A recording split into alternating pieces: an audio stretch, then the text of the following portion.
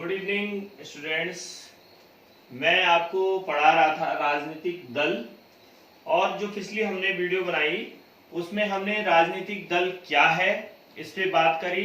राजनीतिक दल के प्रमुख हिस्से क्या क्या होते हैं इस पर बात करी, और राजनीतिक दलों के कार्य क्या होते हैं ये सारी चीजें हमने पिछली वीडियो में देख ली थी। तो आज हम स्टार्ट करते हैं अपना जो आगे का है इसी राजनीतिक दल चैप्टर में, कि राजनीतिक दलों की जरूरत क्यों, हमें राजनीतिक दलों की जरूरत क्यों पड़ती है, इसको हम सबसे पहले देखेंगे। तो राजनीतिक दलों की जरूरत क्यों पड़ती है? अगर दल नहीं होंगे तो सारे उम्मीदवार स्वतंत्र या निर्दलीय होंगे, और फिर वे कोई बड़ा नीतिगत वादा या निर्णय नहीं ले सकेंगे। इसलिए दल का होना जरूरी है नीतिगत निर्णय और वादा पूर्ण करने के लिए। अगला, देश कैसे चले किसके लिए कोई उत्तरदायी नहीं होगा। देश कैसे चले इसके लिए कौन उत्तरदायी है, इसीलिए राजनीतिक दल की जरूरत होती है। उम्मीदवार केवल अपने क्षेत्र की समस्या के बारे में सोचेंगे, इसीलिए राजनीतिक दल की आवश्यकता होती है। सरकार के गठन के लिए दलों की जरूरत पड़ती है। अगला, लोकतंत्र में विविधता के कारण प्रत्येक क्षेत्र अपनी मांगों को मनवाने की कोशिश करता है। ऐसे में राष्ट्रीय स्तर पर निर्णय लेने के लिए दलों की आवश्यकता होती है। बिना राजनीतिक दल के लोकतंत्र की कल्पना भी नहीं की जा सकती। इसलिए बिना राजनीतिक दल के किसी भी लोकतंत्र में तीन चीजें होंगी। अगर राजनीतिक दल नहीं होगा तो देखिए क्या होगा। लोकतंत्र में उम्मीदवार स्वतंत्र रूप से खड़े होंगे, जिससे वे कुछ प्रमुख निर्णय नहीं ले पाएंगे। सरकार बन जाएगी पर उसकी उपयोगिता संदिग्ध होगी, क्योंकि देश को चलाने के लिए कोई जिम्मेदार नहीं होगा। इसीलिए राजनीतिक दल की आवश्यकता होती है। बिना राजनीतिक दल के हम प्रातिनिधिक लोकतांत्रिक व्यवस्था के सिद्धांत को भी पूरा नहीं कर पाएंगे। इन्हीं कारणों से किसी भी लोकतांत्रिक व्यवस्था में राजनीतिक दल की आवश्यकता होती है। तो आपने देखा कि राजनीतिक दल क्यों आवश्यक हैं। अब आगे हम देखेंगे कि कितने राजनीतिक दल होने चाहिए, कितने राजनीतिक दल। तो देखिए, लोकतंत्र की बेहतरी के लिए कितने दल का होना अच्छा है। लोकतंत्र में स्वतंत्र होने की वजह से नागरिकों का कोई भी समूह राजनीतिक दल बना सकता है। भारत में ही चुनाव आयोग में नाम पंजीकृत कराने वाले दलों की संख्या 750 से ज्यादा है।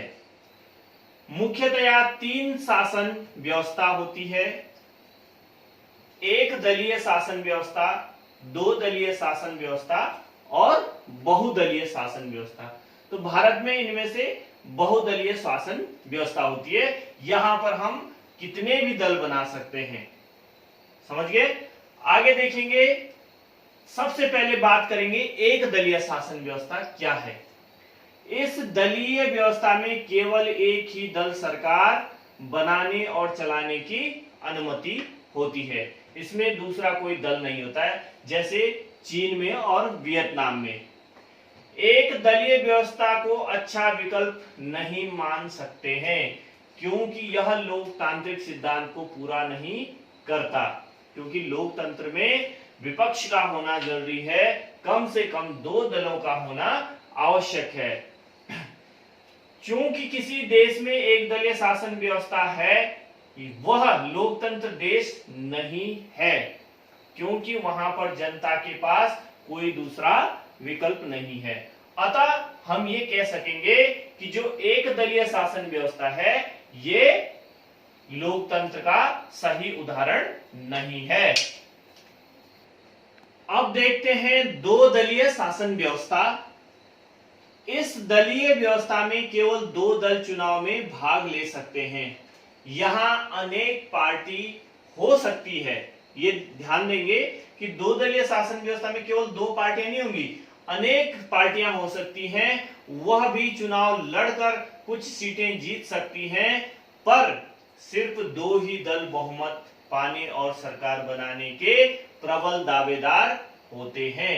यानी सत्ता आमतौर पर दो मुख्य दलों के बीच ही बदलती रहेगी। जैसे उदाहरण के लिए आप अमेरिका और ब्रिटेन को देख सकते हैं।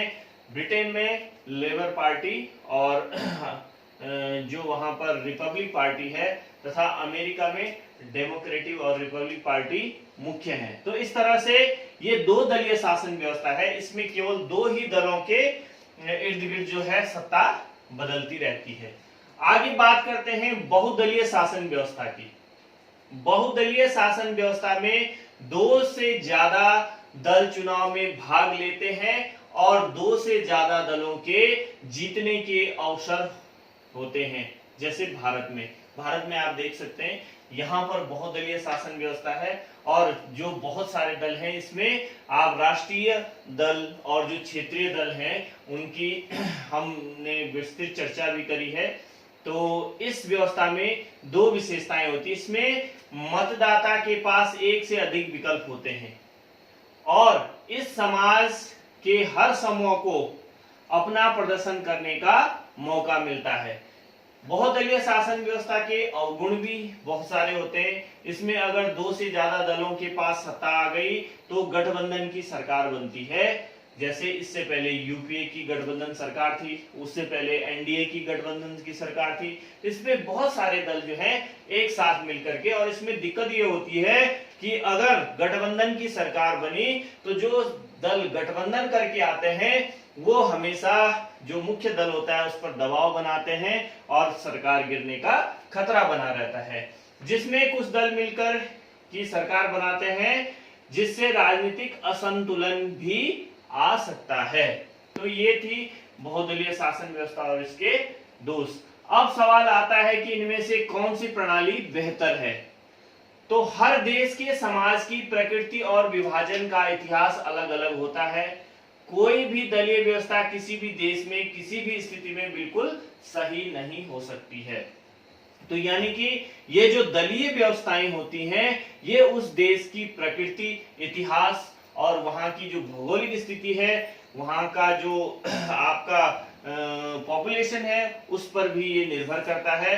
तो भारत में बहुदलीय व्यवस्था है क्योंकि दो तीन पार्टियां इतने बड़े मुल्क की सारी सामाजिक और भौगोलिक विविधता को वो समेट पाने में असक्षम होते हैं। इसलिए हर एक क्षेत्र में जो है वहां की जो सामाजिक और भौगोलिक विविधता है उसको देखने के लिए जो है यहाँ पर बहुदलीय व्यवस्था है। अब बात करते हैं राष्ट्रीय राजनीतिक दल और प्रांतीय राजनीतिक दलों की। भारत में बहुदलीय व्यवस्था हमने पढ़ी तो इसमें दो प्रकार के जो दल हैं वो सामने आते हैं, राष्ट्रीय राजनीतिक दल और प्रांतीय राजनीतिक दल। राष्ट्रीय राजनीतिक दल और प्रांतीय राजनीतिक दल, भारत में दो तरह के राजनीतिक दल हैं, राष्ट्रीय राजनीतिक दल और प्रांतीय राजनीतिक दल। तो राष्ट्रीय राजनीतिक दल क्या है, सबसे पहले इस पे बात करते हैं। राष्ट्रीय राजनीतिक दल, प्रमुख राष्ट्रीय राजनीतिक दल जो हैं, जो राष्ट्रीय स्तर पर हैं, पूरे देश का जो लोकसभा का जब चुनाव होता है वहां पर जो मान्यता जिनको मिली हुई है राष्ट्रीय स्तर पर, वो प्रमुख 7 राजनीतिक दल हैं। भारतीय राष्ट्रीय कांग्रेस, भारतीय जनता पार्टी, बहुजन समाजवादी पार्टी, भारतीय कम्युनिस्ट पार्टी लेनिनवादी, भारतीय कम्युनिस्ट पार्टी मार्क्सवादी, राष्ट्रीय कांग्रेस पार्टी और अखिल भारतीय तृणमूल कांग्रेस। तो राष्ट्रीय जो राजनीतिक दल हैं, राष्ट्रीय राजनीतिक दल वह दल हैं जो राष्ट्रीय स्तर पर मौजूद होते हैं और राष्ट्रीय स्तर पर कार्य करते हैं, जिसके लिए उन्हें कुछ शर्तों को पूरा करना पड़ता है। वो शर्तें क्या है राष्ट्रीय राजनीतिक दल बनने के लिए? कम से कम 5 साल तक राष्ट्र स्तर पर काम करना होगा। लोकसभा चुनाव में पड़े कुल वोटों का अथवा 4 राज्यों के विधानसभा चुनाव में पड़े कुल वोटों का 6% हासिल करना होगा, तब वो राष्ट्रीय राजनीतिक दल कहलाएंगे। लोकसभा चुनाव में हर 25 सीट में से 1 सीट उस दल की होनी चाहिए, तब वो राष्ट्रीय राजनीतिक दल कहलाएगा। या फिर राज्यसभा चुनाव में हर 30 सीट में से 1 सीट मिलना चाहिए। अगर वह सब शर्तें पूरी हैं तो वह एक राष्ट्रीय राजनीतिक दल कहलाएगा। इसीलिए वर्तमान समय में हमारे देश में 550 राजनीतिक दल को का रजिस्ट्रेशन है, उनमें से केवल 7 दल ही राष्ट्रीय राजनीतिक दल में आते हैं, क्योंकि उनके पास ये शर्तें कंप्लीट है और बाकी के पास नहीं है। इस वर्गीकरण के हिसाब से 2017 में देश में 7 दल राष्ट्रीय राजनीतिक दल थे। ये आप उनके निशान पे देख सकते हैं। बहुजन समाजवादी पार्टी, मार्क्सवादी जो कम्युनिस्ट पार्टी है उसका ये है, भाजपा का, कांग्रेस का। तो इस तरह से जो है ये तृणमूल कांग्रेस, ये 7 राष्ट्रीय राजनीतिक दल हैं। अब सबसे पहले भारतीय राष्ट्रीय कांग्रेस पार्टी की थोड़ा बात कर लेते हैं। भारतीय राष्ट्रीय कांग्रेस पार्टी, इस पार्टी की स्थापना सन 1885 ईस्वी में A.O. ह्यूम नामक जो अंग्रेज था उसने की थी, और यह स्वतंत्र भारत की सबसे बड़ी पहली पार्टी है जिसने सरकार बनाई, और यह भारत में सबसे पुराना राजनीतिक दल है। इस पार्टी की विचारधारा बहुत ही उदारवादी है। इस पार्टी में समाज के सभी तबकों को नेतृत्व प्राप्त है। इसमें किसान, मजदूर, नरमपंथी, गरमपंथी, दक्षिणपंथी, चरमपंथी, जमींदार, डॉक्टर, वकील और व्यापारी इत्यादि सभी वर्गों को शामिल किया गया है। आजादी से लेकर 1971 तक और फिर 1980 से 1989 और 2004 से 2014 तक कांग्रेस पार्टी स्वयं या फिर गठबंधन के साथ देश में सत्ता में रही है। तो भारतीय जो राष्ट्रीय कांग्रेस पार्टी है उसके बारे में और आप देखेंगे कि 1985 में यानी कि स्वतंत्रता से पहले इसकी स्थापना हुई। इसे आमतौर पर कांग्रेस पार्टी का नाम दिया जाता है। यह दुनिया की सबसे पुराने दल में से एक है। भारत स्वतंत्र आंदोलन में इस पार्टी का बहुत सहयोग रहा। आजादी के बाद जवाहरलाल नेहरू की अगुवाई में इस दल ने भारत को एक आधुनिक धर्मनिरपेक्ष लोकतांत्रिक गणराज्य बनाने का प्रयास किया। यह दल नई आर्थिक नीतियों को समर्थन देता है, समाज के कमजोर वर्गों का विकास चाहता है। 2014 के चुनाव में कांग्रेस पार्टी को 545 सीटों में से केवल 45 सीटें मिली थी। तो इस तरह से ये कांग्रेस। दूसरा जो राष्ट्रीय स्तर पर दल है वह है भारतीय जनता पार्टी, जिसका चुनाव निशान कमल है। तो भारतीय जनता पार्टी, इस पार्टी की स्थापना 1980 में की गई थी। इस पार्टी की विचारधारा सांस्कृतिक राष्ट्रवाद या हिंदुत्व है। यह पार्टी देश में समान नागरिक संहिता या NRC बनाने के पक्ष में है। भाजपा ही एकमात्र ऐसी पार्टी है जिसका जनाधार हमेशा बढ़ता रहा है। 1980 में 2 सीटों से बढ़कर 2019 में 303 सीटों तक पहुंच गया है। इस पार्टी ने जम्मू कश्मीर में अनुच्छेद 370 को समाप्त किया है अभी हाल ही में, और 2 बार जो है इस समय पूर्ण बहुमत की सरकार में आई है 2014 से 19 तक, और 2019 के जो लोकसभा के आम चुनाव हुए हैं उसमें भी पूर्ण बहुमत में ये सरकार सत्ता में आई है। अब देखिए 1980 में पुराने भारतीय जनसंघ को इसे श्यामा प्रसाद मुखर्जी ने 1951 में गठित किया। पुनर्जीवित करके 1951 की जो पार्टी है उसे पुनर्जीवित करके 1980 में यह पार्टी बनी। इस पार्टी का लक्ष्य मजबूत और आधुनिक भारत बनाना है। यह पार्टी राष्ट्रीय सांस्कृतिक राष्ट्रवाद हिंदुत्व का समर्थन करती है। यह देश में रहने वाले सभी धर्मों के लोगों को समान नागरिक संहिता बनाने और धर्मांतरण पर रोक लगाने के पक्ष में है। और 2014 की अगर बात करें चुनाव की, तो उस समय 280 सीटें इसको मिली और यह शासक दल बनी। और 2000 उसके बाद जो 19 में चुनाव हुए उसमें 303 सीटें इसको मिली। अगली पार्टी है बसपा, बहुजन समाजवादी पार्टी या बीएसपी, जिसका चुनाव निशान है हाथी। बहुजन समाजवादी पार्टी का गठन 1984 में कांसीराम जी ने किया था। इस पार्टी में बहुजन समाज, जिसमें दलित, आदिवासी, पिछड़ी जातियां और धार्मिक अल्पसंख्यक शामिल हैं। यह पार्टी उपरोक्त सामाजिक समुदाय के हितों और प्रतिनिधियों के लिए प्रतिबद्ध है। यह पार्टी साहू महाराज, ज्योतिराव फुले, पेरियार, रामास्वामी नायकर और बाबा साहेब अम्बेडकर के विचारों और शिक्षाओं को अपना मूल मंत्र मानती है। इस पार्टी की शुरुआत हरियाणा राज्य से हुई, पर देखते ही देखते इस पार्टी का सबसे बड़ा जनाधार उत्तर प्रदेश में बन गया। इसके अलावा पार्टी का जनाधार मध्य प्रदेश, छत्तीसगढ़, उत्तराखंड और राजस्थान में भी देखने को मिलता है।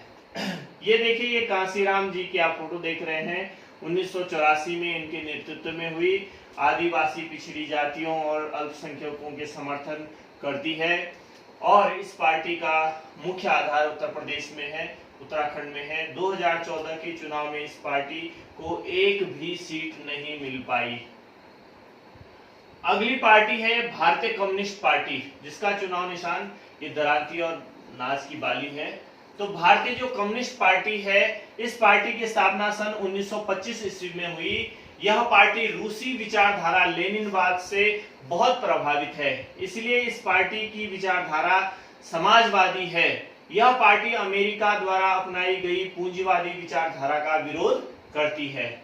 माकपा समान सामाजिक आर्थिक न्याय चाहती है। यह पार्टी गरीब, मजदूर और किसानों की हिमायती है। इस पार्टी का आधार केरल, पश्चिम बंगाल, आंध्र प्रदेश और तमिलनाडु में है। सन 1964 में यह पार्टी टूट का शिकार हुई और दो भागों में विभक्त हो गई। इसी पार्टी में से सीपीआईएम बनी है, जो मार्क्सवाद का आप देखते हैं। तो ये आप देख रहे हैं कम्युनिस्ट पार्टी जो लेनिनवादी है, धर्मनिरपेक्षता और लोकतंत्र की आस्था रखती है। 2014 के जो लोकसभा चुनाव में केवल इसे एक सीट मिली थी। अब है भारतीय कम्युनिस्ट पार्टी जो टूट करके बनी है, मार्क्सवादी, सीपीआईएम, जिसका चुनाव निशान दरांती और हथौड़ा आप देख रहे हैं। तो भारतीय कम्युनिस्ट पार्टी जो सीपीआईएम है, इसकी स्थापना 1964 में हुई। यह पार्टी भारत में सामाजिक आर्थिक न्याय का लक्ष्य साधने में लोकतांत्रिक चुनाव को सहायक और उपयोगी मानती है। समाजवाद, धर्मनिरपेक्षता और लोकतंत्र के समर्थक तथा साम्राज्यवाद और सांप्रदायिकता की विरोधी है। गरीबों, कारखाना मजदूरों, खेतीहर मजदूरों और बुद्धिजीवियों के बीच अच्छी पकड़ इस पार्टी की है। यह पार्टी देश में पूंजी और सामानों की मुक्त आवाजाही की अनुमति देने वाली नई आर्थिक नीतियों की आलोचक है। इस पार्टी ने पश्चिम बंगाल में लगभग 30 साल लगातार सरकार बनाई थी। 2014 के चुनाव में इस पार्टी को 6 सीटें प्राप्त हुई थी। अगली है राष्ट्रवादी कांग्रेस पार्टी। इसकी स्थापना 1999 में हुई। 1999 में कांग्रेस पार्टी में विभाजन के बाद यह पार्टी बनी। यह पार्टी लोकतंत्र, गांधीवादी, धर्मनिरपेक्षता, समता, सामाजिक न्याय और संघवाद के समर्थक हैं। 2014 के चुनाव में इस पार्टी को 6 सीटें मिली थी। महाराष्ट्र और मेघालय में यह पार्टी ज्यादा ताकतवर है। इसका चुनाव निशान घड़ी है। अब एक और पार्टी है ऑल इंडिया तृणमूल कांग्रेस। यह 1 जनवरी 1998 को ममता बनर्जी के नेतृत्व में बनी। इसे 2016 में राष्ट्रीय दल के रूप में मान्यता प्राप्त हुई। पुष्प और तृण पार्टी का प्रतीक है, ये आप देख रहे हैं। धर्मनिरपेक्षता और संघवाद के प्रति प्रतिबद्ध है। 2011 के पश्चिम बंगाल में सत्ता में आई। अरुणाचल प्रदेश, मणिपुर और त्रिपुरा में भी इसकी उपस्थिति है। 2014 में हुए आम चुनाव में इसे 3.84% वोट मिले और 34 सीटों पर जीत हासिल हुई, जिससे लोकसभा में यह चौथी सबसे बड़ी पार्टी के रूप में सामने आई। तो इस तरह से ये जो 2019 का हमारे उसमें पार्टियों में जो सीटों का विभाजन हुआ, जितनी सीटें मिली, सबसे ज्यादा ये आप देख रहे हैं बीजेपी को 2014 में 284 और 2019 में 303। तो ये सभी पार्टियां हैं 2014 में जितनी सीटें मिली, 2019 में जितनी सीटें मिली, उसका विवरण भी इस मैप में है, इसे आप देख सकते हैं। और क्षेत्रीय या राज्य स्तरीय दलों की अब बात करते हैं। क्षेत्रीय या राज्य स्तरीय जो पार्टियां हैं उनकी बात करते हैं। अब क्षेत्रीय या राज्य स्तर पार्टियां लोकसभा के चुनाव में कम से कम 25 में से एक सीट जीते हो, ऐसी पार्टियां क्षेत्रीय पार्टियां होती है। वैध मतों की संख्या का 6% कम से कम प्राप्त किया हो, कम से कम एक लोकसभा सीट जीती हो, कम से कम 2 विधानसभा सीट जीती हो। भारत में 2019 तक 35 क्षेत्रीय पार्टियां हैं। चुनाव आयोग अब 5 वर्ष के स्थान पर 10 वर्ष पर राष्ट्रीय या क्षेत्रीय पार्टी की समीक्षा करेगा। पहले जो क्षेत्रीय पार्टी और राष्ट्रीय पार्टी की समीक्षा होती थी 5 वर्ष के अंतराल में होती थी, अब 10 वर्ष के अंतराल में चुनाव आयोग इसका वो करेगा। ये है प्रांतीय दल। जब कोई दल कुछ राज्यों में ही काम करती है तो उसे प्रांतीय दल कहते हैं। एक दल प्रांतीय दल तब बन सकता है राज्य स्तर पर कार्य करती है, कम से कम 3 राज्यों में 6% वोट प्राप्त करता है, यानी वह राष्ट्रीय स्तर पर कार्य नहीं करती है, इसलिए आमतौर पर इसे क्षेत्रीय दल कहते हैं। जैसे उत्तर प्रदेश में समाजवादी पार्टी, महाराष्ट्र में शिवसेना, हरियाणा में इंडियन नेशनल लोकदल, तमिलनाडु में ऑल इंडियन अन्ना डीएमके पार्टी अस्तित्व में है। तो भारत में क्षेत्रीय जो पार्टियां हैं, ये 6 जनवरी 2007 की स्थिति के अनुसार आप जम्मू कश्मीर में देख सकते हैं, Jammu and Kashmir National Conference, Jammu and Kashmir National ये Panthers Party, Jammu and Kashmir People's Democratic Party. इस तरह से आप उत्तराखंड में उत्तराखंड क्रांति दल, जिसकी स्थापना 1979 में हुई, पंजाब में शिरोमणि अकाली दल, हरियाणा में इंडियन नेशनल लोकदल, ये उत्तर प्रदेश में राष्ट्रीय लोकदल, समाजवादी पार्टी, और यहाँ पर आप देख सकते हैं बिहार में लोक जनशक्ति पार्टी, राष्ट्रीय जनता दल।